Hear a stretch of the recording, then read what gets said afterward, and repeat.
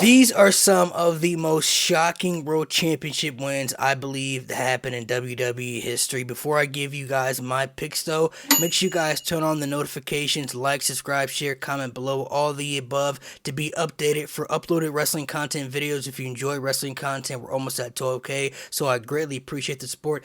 And to be updated for the podcast that I do every Sunday, 5 p.m. Eastern Time, the No Name Wrestling Podcast. We allow some of the viewers to also come in, debate, chat with us if you guys want to chat wrestling during the open mic episodes. But we also do a bunch of different live videos that you all want to be tuned in, stay, in touch with. So appreciate the support. But let's dive into it, man. These are some of the biggest shocking World Championship wins, I believe, in WWE history. Just strictly the world titles. Let's start with the modern day Maharaja, Jinder Mahal. Fun fact here, I actually got put on the WWE network because of my reaction that is actually on this channel that I recorded in 2017 because we were all shocked and in disbelief. I mean, Jinder Mahal was pretty much a jobber, before he had won the WWE Championship. Literally went from doing nothing to now becoming the WWE Champion, the most important title in the company. It was out of nowhere, and he beat Randy freaking Orton to win the championship.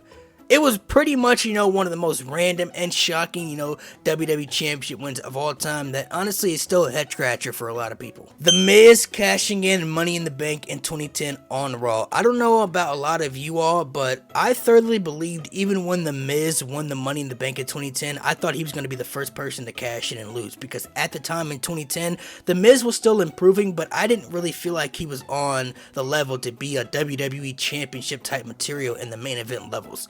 Like, he didn't scream that aura to me, but The Miz cashing in to, ironically, beat Randy Orton as well to become WWE Champion on an episode of Raw in 2010, honestly, it shocked the hell out of me. I gotta throw this one in there to be one of the most shocking World Championship wins in WWE history. I definitely did not think The Miz was gonna win a title. We're gonna go old school with this one. The Ultimate Warrior defeating Hulk Hogan at WrestleMania 6. The main reason I have this one on here, even though the Ultimate Warrior was one of the biggest stars in this era, right up there with Hulk Hogan, I mind you, he was the Intercontinental Champion. Around this time, the IC title was just as important and treated just as important as the World Championship. Like, they called the IC title the workhorse title. If you pretty much won the IC title, you were destined, to be a world champion or at least get a shot at the world title eventually.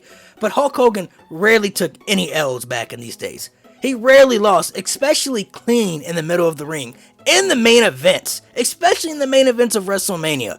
And the fact the Ultimate Warrior beat Hogan straight up clean in the middle of the ring to become champion, honestly, I think households were divided around this time in 1990 on who they wanted to win, because Hogan was so big with, Hulkamaniac, and then you had all the Warriors running around with the face paint. They were, strictly behind Ultimate Warrior, but I don't really know if a lot of people really believed, Warrior was going to be the one to beat Hogan, because he didn't really lose that much back in that time frame. But him losing to Warrior, honestly, it's one of the biggest and one of the most shocking world title wins in WWE history. This one might surprise some people. Let's take it back to 2009 Extreme Rules, the second time CM Punk cashed in Money in the Bank. This time it was on Jeff Hardy. The main reason I have this one in here because it was very brilliant how they executed this. Jeff Hardy just went through a hellacious ladder match, took the World Heavyweight title from Edge, beating him, and nobody really expected Punk to come out and cash in after this match when CM Punk was still a good guy. He was still a babyface around this time frame. But what a great idea to turn CM Punk into one of the most beloved babyfaces, into one of the most hated heels, to cash in on another babyface, but a babyface who was more beloved than him around this time. Like, around this time frame, Jeff Hardy was top 3 biggest stars in the company at that time. And to have him achieve that moment, to have it taken away from him in a matter of minutes, because, CM Punk did what he could do. He cashed in that Money in the Bank. You can cash in anytime, any place, anywhere. He had the right to do that. But it made for a great cash-in that built up for a great storyline that year between Punk and Hardy. And I definitely think it's one of the most shocking cash-in because I don't think a lot of people saw it coming. Speaking of cash-ins, I gotta throw in the first ever Money in the Bank cash-in. The first time it was ever used when Edge won the WWE Championship in 2006, cashing in on John Cena after he went through a hellacious Elimination Chamber match. I mean, my gosh, you could arguably even say this is still the best cash-in of all time because it's one of the most shocking moments in WWE history. We really didn't know how Money in the Bank could even be used around this time frame. You knew you could cash in anytime, any place, anywhere, but we hadn't seen it be fully used yet. So you really didn't know how it could be used and if it could be used in the limelight that it was used in. And the fact Edge, became the real ultimate opportunist when he cashed in after John Cena was beaten, bloodied up, and went through a hellacious elimination chamber to steal and rip the WWE Championship from his bare hands, which helped elevate and execute Edge to be even more of a heel around the Ruthless Aggression era.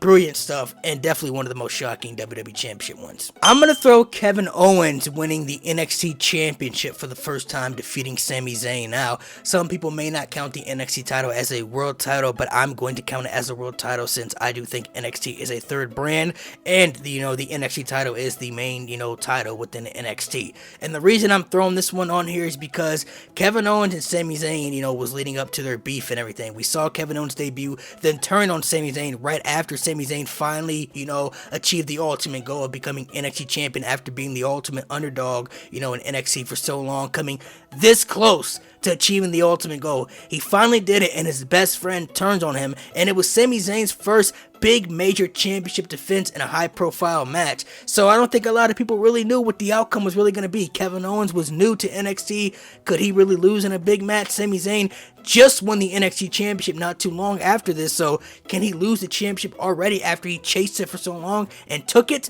And my gosh, what they did in convincing fashion, all the power bombs that Sami Zayn took didn't even get pinned. The referee had to stop the match because Sami Zayn was put out of commission with all the power bombs that Kevin Owens was giving Sami Zayn, and then took the NXT championship. And it showed you how much of a vicious, violent, and ferocious heel Kevin Owens was, man. Great booking, and I think it's one of the most shocking championship wins that I've seen. Let's go old school again. Sergeant Slaughter winning the WWE Championship, defeating the Ultimate Warrior at the Royal Rumble in 1991. Now, I got this one in here because Sergeant Slaughter around this time frame was one of the most hated villains in the WWE around this time, legitimately. Like, WWE was getting bomb threats and all types of stuff because Sergeant Slaughter went from being one of the most beloved American heroes to turning his back on the American people. And this was around the time when he pretty much, pledged his allegiance to, Iraq and all that stuff. And Saddam Hussein pretty much had declared war on America around this time frame. So, the beef between Iraq and America and all that stuff, that was real, stuff going on within the world. And they used that a part of Sergeant Slaughter's character to get him even more heel heat. And the fact they put the WWE title on this man when he was the most hated guy in the company. I mean, you never thought WWE would pull the trigger like that when they were getting literal bomb threats. Literal bomb threats they were getting, no joke, you can go look it up. They were getting death threats, bomb threats, all types of stuff because of the gimmick that Sergeant Slaughter was portraying and playing on TV. And they put the WWE title on him, man. I think it's one of the most shocking championship wins that you definitely wouldn't see today in this era. Let's go back to the Attitude Era. I got Mankind, aka Mick Foley, winning his first WWE Championship, defeating The Rock on an episode of Raw. Now, yes, I know WCW had spoiled this fact on the episode of WCW, but that's the main reason people had jumped over to, WWE at the time to see this, because they were like, wait a minute. Mankind just won the WWE Championship. Well, I gotta tune in to see this. This is big right here because Mankind had never won the championship, and he was becoming one of the most popular characters in the Attitude Era around this time frame. And for somebody like Mankind's size, the way he's structured and built, he just really wasn't meant to be in the spot that he was in to become a top champion in the company, the literal top champion in the company, and to beat The Rock, who was pretty much positioned up there with Stone Cold around this time as the top guy, the face of the company. To beat him on an episode of Raw, a random episode of Raw, to shock the world, one of the biggest pops you will ever hear, and I think it's one of the most shocking championship wins. Thank you, WCW, for spoiling it. Randy Orton becoming the youngest World Heavyweight Champion at the age of 24 years old. I mean, if you watch the documentary on A&E of Randy Orton, people have said it many times, but he even said it himself. He was not ready to be a World Champion in WWE, but he always had the talent and was destined for greatness. Third generation superstar, the business is in his blood and his DNA. He always had the extreme talent, to be a world champion and be at the top spot. It just was all about his maturity and becoming more mature of an adult to really prove that he could be at that level. But at this time frame, Randy Orton was still a part of Evolution. And we all know the Reign of Terror. Triple H was the guy in Evolution. He had been the one being the world champion multiple times, which is why Evolution was built around him to protect him as the world champion. But Randy Orton gets the shot at the world title. I don't think a lot of people really thought Randy Orton was going to win the world title at 24 years old, especially while he was still a part of Evolution. But he did. and became, the youngest world heavyweight champion in history, which still stands to this day, made history, will probably never be broken again. And Randy Orton, even though he wasn't ready at that time frame, down the line, when he would become champion again, he was more than ready and would become one of the greatest WWE superstars of all time. Sheamus beating John Cena at TLC in 2009. Now, I've heard people say that, it was a botch as far as how Sheamus won the championship. I don't really know if that's true or not. Like, maybe it is, maybe it's not. I can't confirm or deny it. I haven't really heard too much about it, and I wasn't there in the booking decision. But the fact Sheamus hadn't even been on the main roster for like a year at that point. He was still fresh and new, and the fact he beat John Cena, who was the face of the WWE, the top guy in the company, to become the top champion in the company after only being presented on the roster for a few months, that was definitely one of the most shocking WWE Championship wins I've seen. Like, when you went online back at that time, if you didn't get to watch the pay-per-views, and you went on WWE.com and you saw Sheamus as the new WWE Champion, you were like, what the heck? Sheamus is the WWE Champion? What do you mean he's the WWE Champion? You didn't think Sheamus was going to win this match. Nobody thought Sheamus was walking out of this match with the WWE Championship. He was still a new, fresh rookie on the roster at that time that really hadn't even been groomed to be in a WWE Championship top spot yet. And the fact that they actually pulled the trigger to make him WWE Champion was pretty wild. The last one I want to throw in here, the heist of the century, Seth Rollins cashing in the Money in the Bank to take the WWE Championship from Brock Lesnar at WrestleMania. And Seth Rollins wasn't even advertised or part of this match. He cashed in during this match, which made it so much more special and shocking. Now, going into this main event between Brock Lesnar and Roman Reigns, I don't think a lot of us WWE fans really knew what to expect, because Brock Lesnar had been built up to be the most dominant threat in the company. He just ended the streak at the last WrestleMania and then conquered Cena, Super Cena might I add you, at SummerSlam. So they had built Brock Lesnar up to feel damn near unstoppable. Like, you didn't really feel like he could be stopped by anybody.